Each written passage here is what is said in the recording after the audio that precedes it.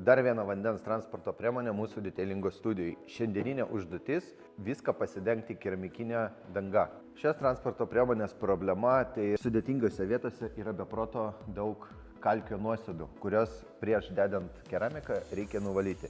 Taip pat atkreipkim dėmesį, kad išorė yra sudedama iš kelių skirtingų elementų. Tai yra matinis paviršius, blizgus paviršius, plastikai, dailinės detalės, kurios apklijuotos karboninė plėvele. Dengdami keramikinę dangą skirtingiam paviršiams naudosim skirtingas keramikas. Taip pat čia turim atskirų elementų, tokias kaip garso kolonėlės, mygtukai, pats valdymas, kuris taip pat reikalauja atskiro dėmesio, dengiant paviršius.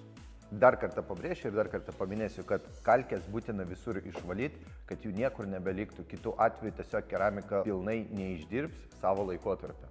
Ir mes turime motociklo sėdynės, kurios pastoviai būna drėgnos, šlapios, jos skverbiasi purvas, prakaitas ir taip pat šitą paviršių reikia apsaugoti. Tai juos dengsime impregnantais.